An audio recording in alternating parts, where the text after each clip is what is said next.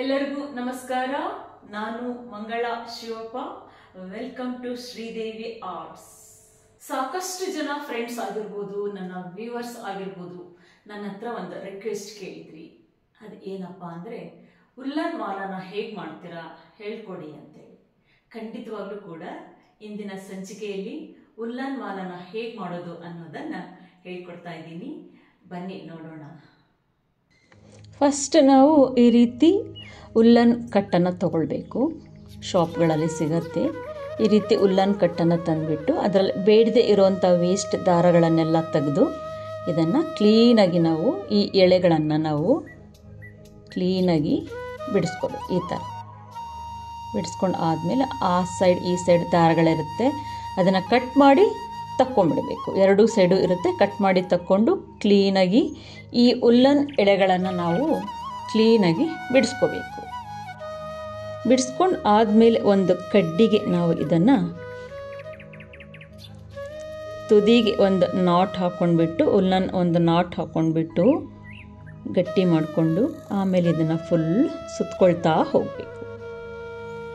Full woollen ಸುತ್ಕೊಳ್ಬೇಕು, ಏಕೆಂದರೆ ಮಾಲೆ ಮಾಡೋವಾಗ ಅದು ಗಂಟುಗಳು ಬರಬಾರ್ದಲ್ವ. ಸೊ ಹಾಗಾಗಿ ಈಗ ಫುಲ್ ಸುತ್ಕೊಂಡಾಯಿತು. ಇದನ್ನು ಈಗ ನಾನು ಒಂದು ಮಣೆಯನ್ನು ಮಾಡಿಸಿ ಇಟ್ಕೊಂಡಿದ್ದೀನಿ. ಉಲ್ಲನ್ ಕುಚ್ಚುಗಳನ್ನು ರೆಡಿ ಮಾಡಲಿಕ್ಕೆ ಈ ರೀತಿ ಒಂದು ಮಣೆಯನ್ನು ನಾನು ರೆಡಿ ಮಾಡ್ಕೊಂಡಿದ್ದೀನಿ. ಈ ತುದಿಗೆ ನಾವು, ಈ ಮೊಳೆಯ ತುದಿಗೆ ನಾವು ಹೀಗೆ ಗಂಟುಗಳನ್ನು ಹಾಕಿ ಸುತ್ಕೊಳ್ತಾ ಬರಬೇಕು. ನಾನು 40 ಎಳೆಗಳನ್ನು ತಗೋತೀನಿ. ನೀವು ನಿಮ್ಮ ಇಷ್ಟ. ನೀವು ಬೇಕಿದ್ರೆ ಚೇರ್ಗಳಿಗೂ ಕಾಲಿರುತ್ತಲ್ಲ ಅದಕ್ಕೂ ಕಟ್ಕೊಳ್ಬೋದು, ಟೀಪಾಯ್ ಕಾಲುಗಳಿಗೂ ಕಟ್ಕೊಳ್ಬೋದು, ನೋಟ್ಬುಕ್ಕಿಗೂ ಕೂಡ ನೀವು ಕಟ್ಕೊಳ್ಬೋದು. ಹೀಗೆ ಕಟ್ಕೊಂಡು ಎಂಡಿಗೆ ಕಟ್ಕೊಂಡು ಟೈಟ್ ಮಾಡ್ಕೊಂಡು ಆದಮೇಲೆ ಮತ್ತೆ ಸ್ವಲ್ಪ ದಾರನ ಅಂದರೆ ಉಲ್ಲನ್ ದಾರನ ಕಟ್ ಮಾಡಿಕೊಂಡು ಸಣ್ಣ ಸಣ್ಣ ಪೀಸ್ಗಳನ್ನಾಗಿ ಕಟ್ ಮಾಡ್ಕೊಂಡ್ಬಿಟ್ಟು ಈಗ ನೋಡಿ ಕಟ್ ಮಾಡ್ಕೊಳ್ತೀನಿ. ಸಣ್ಣ ಸಣ್ಣ ಪೀಸನ್ನು ಕಟ್ ಮಾಡ್ಕೊಳ್ತೀನಿ. ಹೀಗೆ ಈಗ ತುದಿಗೆ ನಾವು ಫಸ್ಟ್ ಕಟ್ಕೋಬೇಕು. ಆಮೇಲೆ 5 ಇಂಚಷ್ಟು ಬಿಟ್ಟು ಕಟ್ಕೊಳ್ತಾ ಹೋಗಬೇಕು. ಸುತ್ತಲೂ ಕೂಡ ಈ ರೀತಿ ನಾವು ಉಲ್ಲನನ್ನು ಕಟ್ಕೊಳ್ತಾ ಹೋಗಬೇಕು. ಈಗ ಆಯಿತು, ಸುತ್ತಲೂ ಕಟ್ಕೊಂಡಿದ್ದೀನಿ ನೋಡಿ. ಈಗ ಇದನ್ನು ಕಟ್ ಮಾಡಿ ತೆಗೆದುಬಿಡಬೇಕು. ಈಗ ಕಟ್ ಮಾಡ್ಕೊಂಡು ಆದಮೇಲೆ ಇದನ್ನು ಸೈಡ್ ಇಟ್ಕೊಂಬಿಡಿ ಮಣೆನ. ಈಗ ಇದನ್ನು ಏನು ಕಟ್ ಮಾಡ್ಕೊಂಡಿದ್ದಲ್ಲ, ಗಂಟು ಹಾಕ್ಕೊಂಡಿದ್ದಲ್ಲ, ಅದರ ಮಧ್ಯದಲ್ಲಿ ನೋಡಿ, ಆಜು ಬಾಜು ಗಂಟಿನ ಮಧ್ಯದಲ್ಲಿ ಎಲ್ಲ ಹೀಗೆ ಕಟ್ ಮಾಡಿ ಎತ್ತಿಟ್ಕೊಂಡ್ಬಿಡ್ಬೇಕು. ಎಲ್ಲ ಕಟ್ ಮಾಡಿ ಎತ್ತಿಟ್ಕೊಂಡಿದ್ದೀನಿ. ಈ ರೀತಿ ನೋಡಿ. ಇದನ್ನು ಎಲ್ಲ ಈಗ ಕ್ಲೀನಾಗಿ ಮತ್ತೆ ಉಲ್ಲನ್ನಿನ ಸಹಾಯದಿಂದ ಇದನ್ನು ಸ್ವಲ್ಪ ಟ್ವಿಸ್ಟ್ ಮಾಡ್ಕೋಬೇಕು. ಟೈಟಾಗಿ ಹೀಗೆ ಮಡಿಕೆ ಮಾಡಿಕೊಂಡು ಇದರ ತುದಿಗೆ ಈಗ ಗಂಟು ಹಾಕ್ಕೊಳ್ತಾ ಹೋಗಬೇಕು. ಅಂದರೆ ಒಂದು ಕುಚ್ಚು ರೆಡಿ ಆಗತ್ತೆ ನೋಡಿ. ಈಗ ಈ ರೀತಿ ಮಾಡಿ ಇನ್ನೊಂದು ತೋರಿಸ್ತೀನಿ ನೋಡಿ. ಈ ರೀತಿ ಟ್ವಿಸ್ಟ್ ಮಾಡ್ಕೊಳ್ಳೋದು, ಆಮೇಲೆ ಎಂಡಿಗೆ ಗಂಟು ಹಾಕ್ಕೊಂಡ್ಬಿಡೋದು. ಈ ರೀತಿ ಕುಚ್ಚುಗಳನ್ನು ನಾವು ರೆಡಿ ಮಾಡ್ಕೋಬೇಕು. ಎಷ್ಟು ಬೇಕು ಅಂತ ನಾವು ಮೊದಲೇ ಪ್ಲ್ಯಾನ್ ಮಾಡ್ಕೋಬೇಕು. ಅಷ್ಟು ಮಾತ್ರ ನಾವು ಕುಚ್ಚುಗಳನ್ನು ಮಾಡಿಕೊಂಡ್ರೆ ಸಾಕು. ಈಗ ಎಲ್ಲ ನೋಡಿ, ಎಲ್ಲ ಈಗ ರೆಡಿ ಮಾಡಿ ಇಟ್ಕೊಂಡಿದ್ದೀನಿ ಕುಚ್ಚುಗಳನ್ನು. ಈ ಕುಚ್ಚನ್ನು ನಾನೀಗ ಮೀಡಿಯಮ್ ಸೈಜ್ ಹಾರ ಆಗಿರೋದ್ರಿಂದ 3 ಕುಚ್ಚುಗಳನ್ನು ಮಾತ್ರ ತಗೊಂಡು ನಾನು ಪೋಣಿಸ್ಕೊಳ್ತೀನಿ. ದಪ್ಪನೆ ಹಾರ ಆದರೆ ನೀವು 10 ಕುಚ್ಚುಗಳನ್ನು ಹಾಕ್ಕೋಬೇಕು ಅಥವಾ 8 ಹಾಕ್ಕೋಬೇಕು. ಇದು ಸಣ್ಣ ಹಾರ ಅಂದರೆ ಮೀಡಿಯಮ್ ಸೈಜ್ ಹಾರ ಆಗಿರೋದ್ರಿಂದ ನಾನು ಬರೀ 3 ಕುಚ್ಚುಗಳನ್ನು ಮಾತ್ರ ಹಾಕ್ಕೊಂಡು ಈಗ ಪೋಣಿಸ್ಕೊಂಡಿದ್ದೀನಿ. ಇದನ್ನು ಈಗ ನೋಡಿ, ಈಗ ಹಾಕಿ ಗಂಟು ಹಾಕಿ ಒಂದು ಹೂಗಳನ್ನಾಗಿ ರೆಡಿ ಮಾಡ್ಕೋಬೇಕು. ಈಗ ಒಂದು ಹೂ ರೆಡಿ ಆಯಿತು. ಇದು 3 ಕುಚ್ಚುಗಳನ್ನು ಹಾಕಿ ಮಾಡಿರುವಂಥ ಹೂವು. ಅಗಲವಾಗಿ ಬೇಕು, ದಪ್ಪದಾಗಿ ಬೇಕು ಹಾರ ಅಂದರೆ ನೀವು 8 ಅಥವಾ 10 ಕುಚ್ಚುಗಳನ್ನು ಈ ರೀತಿ ಪೋಣಿಸ್ಕೊಂಡು ನೀವು ಹೂಗಳನ್ನು ರೆಡಿ ಮಾಡಿಕೊಂಡ್ರೆ ದಪ್ಪನೇದಾಗಿರೋಂಥ ಹಾರ ರೆಡಿ ಆಗ್ತದೆ. ಆ ಹಾರನ್ನು ಕೂಡ ನಾನು ತೋರಿಸ್ತೀನಿ ಎಂಡಲ್ಲಿ, ನೋಡ್ಕೊಳ್ಳಿ. ಈಗ ಇದು ಆಯಿತು. ಈಗ 2 ಆಯಿತು. ಈ ರೀತಿ ಮಾಡ್ಕೊಂಡು ಇಟ್ಕೋಬೇಕು. ಈಗ ನೋಡಿ 3 ಮಾಡ್ಕೊಂಡು ಇಟ್ಕೊಂಡಿದ್ದೀನಿ, ಇಷ್ಟೇ 3 ಇರೋದು. ಈಗ ನೋಡಿ ಒಂದರ ಮೇಲೆ ಒಂದಿಟ್ಟು ತೋರಿಸ್ತೀನಿ, ಬಂಚ್ ಎಷ್ಟು ಚೆನ್ನಾಗಿ ಕಾಣಿಸುತ್ತೆ ಅಂತ. 2 3 ನೋಡಿ, ಈಗ ಬಂಚ್ ಎಷ್ಟು ಚೆನ್ನಾಗಿ ಕಾಣಿಸುತ್ತಲ್ವಾ. ಈ ರೀತಿ ಎಲ್ಲ ಕುಚ್ಚುಗಳನ್ನು ಕೂಡ ಈ ರೀತಿ 3 ಕುಚ್ಚುಗಳನ್ನು ಕಟ್ಕೊಂಡು ನಾನು ಆಲ್ರೆಡಿ ಸಾಕಷ್ಟು ಹೂಗಳನ್ನು ರೆಡಿ ಮಾಡಿ ಇಟ್ಕೊಂಡಿದ್ದೀನಿ. ಹಾಗೆಯೇ ಆರ್ಟಿಫಿಷಿಯಲ್, ಈಗ ಇದು ಆರ್ಟಿಫಿಷಿಯಲ್ ಗಂಟೆ, ಆರ್ಟಿಫಿಷಿಯಲ್ ಫ್ರೂಟ್ ಇದು. ಆಮೇಲೆ ದಪ್ಪನೆ ದಾರ ತೊಗೊಂಡಿದ್ದೀನಿ, ಹಾಗೆ ಒಂದು ಮಣಿಯನ್ನು ಕೂಡ ತೊಗೊಂಡಿದ್ದೀನಿ. ಈ ರೀತಿ ದಪ್ಪನೆ ಮಣಿಯನ್ನು ತೊಗೊಂಡಿದ್ದೀನಿ. ಆಲ್ರೆಡಿ ದಾರನ್ನು ಕೂಡ ನಾನು ಸೂಜಿಗೆ ಹಾಕಿ ಎಷ್ಟು ಉದ್ದ ಬೇಕು ಅಂತ ಅಳತೆ ಮಾಡ್ಕೊಂಡು ರೆಡಿ ಮಾಡಿನೂ ನಾನು ಇಟ್ಕೊಂಡಿದ್ದೀನಿ. ದಪ್ಪನೆ ಸೂಜಿ ತೊಗೊಂಡಿದ್ದೀನಿ ನಾನು.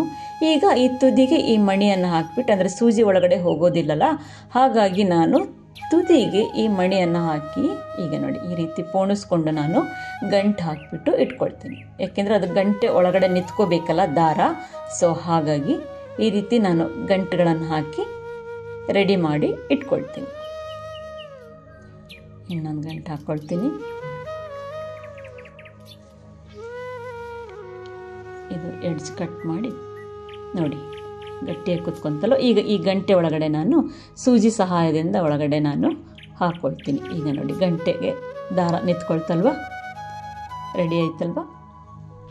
ಈಗ ಏನು ಹೂಗಳನ್ನೆಲ್ಲ ನಾನು ರೆಡಿ ಮಾಡಿ ಇಟ್ಕೊಂಡಿದ್ನಲ್ಲ, ಈ ಹೂಗಳನ್ನು ನಾನು ಪೋಣಿಸ್ಕೊಳ್ತಾ ಹೋಗ್ತೀನಿ. ನಾನು 20 ಹೂಗಳನ್ನು ಪೋಣಿಸ್ಕೊಳ್ತೀನಿ, ನೀವು ನಿಮ್ಮ ಇಷ್ಟ. ಈ ಹೂಗಳನ್ನು 20 ಹಾಕಿ ಆದಮೇಲೆ ಮಧ್ಯದಲ್ಲಿ ನಾನು ಈ ಏನು ಥರ್ಮಾಕೋಲ್ ಫ್ರೂಟ್ಸ್ ಇದೆಯಲ್ಲ ಇದನ್ನು ನಾನು ಹಾಕ್ಕೊಳ್ತೀನಿ. ಎಷ್ಟು ಗ್ರ್ಯಾಂಡಾಗಿ ಕಾಣಿಸುತ್ತೆ ಅಂತ ನೀವೇ ನೋಡಿ. ಈ ಥರ ಇದು ಆರ್ಟಿಫಿಷಿಯಲ್ ಫ್ರೂಟ್. ಇದು ಗಣೇಶ ಹಬ್ಬದ ಸಮಯದಲ್ಲಂತೂ ಇದು ಸಿಕ್ಕಾಪಟ್ಟೆ ಸಿಗತ್ತೆ ನೋಡಿ. ಬೇಕಿದ್ರೆ ಡೆಕೋರೇಟಿವ್ ಬಾಲ್ ಆಗಿರ್ಬೋದು, ಈ ರೀತಿ ಫ್ರೂಟ್ ಆಗಿರ್ಬೋದು, ಸಿಕ್ಕಾಪಟ್ಟೆ ಬಂದಿರುತ್ತೆ ನೋಡಿ. ಈಗ ಮತ್ತೆ ಒಂದು 20 ಹೂಗಳನ್ನು, ಉಲ್ಲನ್ ಹೂಗಳನ್ನು ನಾನು ಮತ್ತೆ ಪೋಣಿಸ್ಕೊಳ್ತೀನಿ.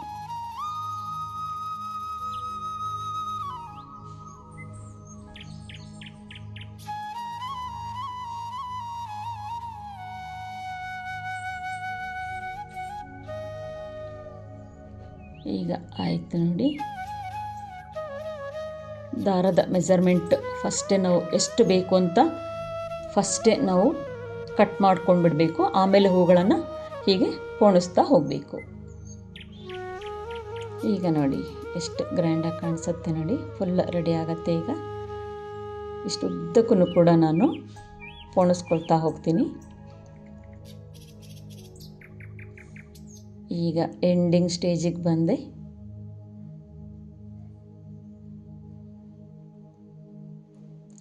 ನಾನು ದೇವರ ಬಾಗಿಲಿಗೆ ಹಾಕಲಿಕ್ಕೆ, ಹಾಗೆಯೇ ಬ್ಯಾಕ್ ಡ್ರಾಪ್ ಆರ್ಟಾಗಿ ಹಾಕಲಿಕ್ಕೆ ಈ ರೀತಿ ನಾನು ಮಾಲೆಗಳನ್ನು ರೆಡಿ ಮಾಡ್ಕೊಳ್ತೀನಿ.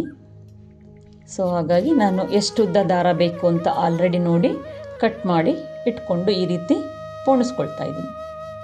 ಈಗ ನೋಡಿ ಇಷ್ಟುದ್ದ ಬೇಕು ನನಗೆ. ಸೊ ಹಾಗಾಗಿ ನಾನು ಇಷ್ಟುದ್ದಕ್ಕೂ ಕೂಡ ಪೋಣಿಸಿ ಈ ರೀತಿ ರೆಡಿ ಮಾಡಿ ಇಟ್ಕೊಂಡೆ. ಎಷ್ಟು ಗ್ರ್ಯಾಂಡಾಗಿ ಆಯ್ತಲ್ವಾ. ಸೇವಂತಿಗೆ ಮಾಲೆ ಥರನೇ ಕಾಣಿಸ್ತಾ ಇದೆ ಅಲ್ವಾ. ಈಗ 2 ಮಾಲೆನೂ ರೆಡಿ ಆಯಿತು.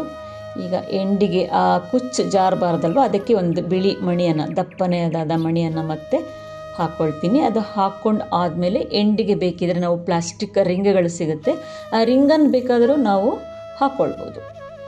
ಈ ದಾರದ ಸಹಾಯದಿಂದ ಈಗ ನಾವು ಅದನ್ನು ನಾಟ್ ಹಾಕಿಬಿಟ್ರೆ ಆ ರಿಂಗ್ ಅಲ್ಲೇ ಕುತ್ಕೊಳ್ಳುತ್ತೆ. ನಾನು ಈಗ ಮಣಿಯನ್ನಷ್ಟೇ ಹಾಕ್ಕೊಳ್ತಾ ಇದ್ದೀನಿ.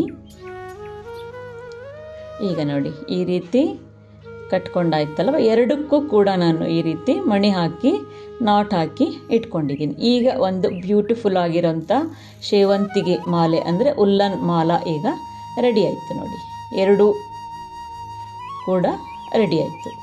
ಇದೇ ರೀತಿ ಈ ದಪ್ಪನೆ ಮಾಲೆ ಅಂದರೆ ಈಗೇನು ತೋರಿಸಿದ್ನಲ್ಲ ಈ ಯೆಲ್ಲೋ ಕಲರ್ ಮಾಲೆ, ಈ ಯೆಲ್ಲೋ ಕಲರ್ ಮಾಲೆಗೆ ನಾನು ಬರೀ 3 ಕುಚ್ಚುಗಳನ್ನು ಮಾತ್ರ ತೊಗೊಂಡಿದ್ದೀನಿ. ಈಗ ನೋಡಿ ಇಷ್ಟು ದಪ್ಪ ರೆಡಿ ಆಯಿತು. ಇನ್ನೂ ದಪ್ಪ ಬೇಕು ಅಂದರೆ ನೀವು 10 ಕುಚ್ಚುಗಳನ್ನು ಪೋಣಿಸಿದರೆ ಇಷ್ಟು ದಪ್ಪನೆ ಮಾಲೆ, ಈಗ ನೋಡಿ ಕಾಣಿಸ್ತಾ ಇದೆ ಅಲ್ವಾ, 10 ಕುಚ್ಚುಗಳನ್ನು ಹಾಕ್ಕೊಂಡ್ರೆ ಇಷ್ಟು ದಪ್ಪನೆ ಮಾಲೆ ನಿಮಗೆ ರೆಡಿ ಆಗುತ್ತೆ. ಈಗ ಇಷ್ಟು ದಪ್ಪನೆ ಮಾಲೆ ತೋರಿಸ್ತಾ ಇದ್ದೀನಲ್ಲ, ಇಷ್ಟು. ಇದು ಎಲ್ಲ ರೆಡಿ ಆದಮೇಲೆ ಈಗ ಎಲ್ಲ ರೆಡಿಯಾಗಿ ಈಗ ರೆಡಿ ಆಯಿತು ಮಾಲೆ. ಈಗ ನಾನು ದೇವರ ಕೋಣೆ ಬಾಗಿಲಿಗೆ ಈ ಮಾಲೆಯನ್ನು ಹಾಕಿ ತೋರಿಸ್ತಾ ಇದ್ದೀನಿ. ಎಷ್ಟು ಗ್ರ್ಯಾಂಡಾಗಿ ಕಾಣಿಸ್ತಾ ಇದೆ ನೋಡಿ. ಸೇಮ್ ಸೇವಂತಿಗೆ ಮಾಲೆ ಥರನೇ ಕಾಣಿಸುತ್ತಲ್ವ. ಉಲ್ಲನ್ ಮಾಲೆ ಅಂತ ಹೇಳಿದರೆ ಯಾರೂ ಕೂಡ ನಂಬೋದಿಲ್ಲ, ಅಷ್ಟು ಗ್ರ್ಯಾಂಡಾಗಿ ಕಾಣಿಸ್ತಾ ಇದೆ ನೋಡಿ.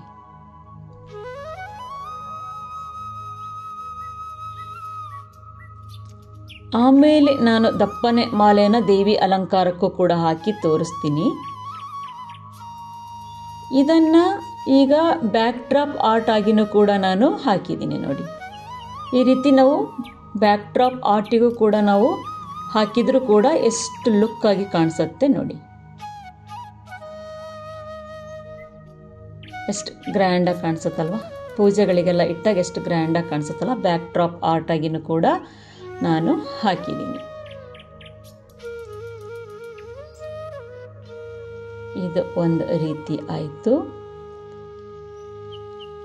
ಆಮೇಲೆ ನಾವು ದೇವಿ ಅಲಂಕಾರಕ್ಕೂ ಕೂಡ ನಾನು ಆ ದಪ್ಪನೆ ಮಾಲೆಯನ್ನು ಏನು ತೋರಿಸಿದ್ನಲ್ಲ, ಈಗ ನೋಡಿ ದೇವಿಗೆ ಬ್ಯಾಕಾಗಿ ನಾನು ಬ್ಯಾಕ್ ಸೈಡ್ ಹಾಕಿದ್ದೀನಿ ನೋಡಿ.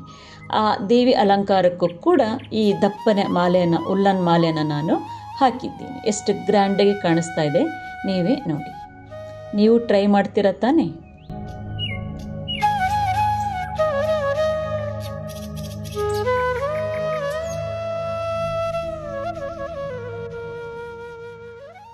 ಈ ಸಂಚಿಕೆ ನಿಮಗೆ ಇಷ್ಟವಾದಲ್ಲಿ ಲೈಕ್ ಮಾಡಿ, ಶೇರ್ ಮಾಡಿ, ಕಮೆಂಟ್ ಮಾಡಿ, ಹಾಗೇನೆ ನನ್ನ ಚಾನಲ್ಗೂ ಕೂಡ ಸಬ್ಸ್ಕ್ರೈಬ್ ಆಗಿ ಅಂತ ಕೇಳ್ಕೊತೀನಿ.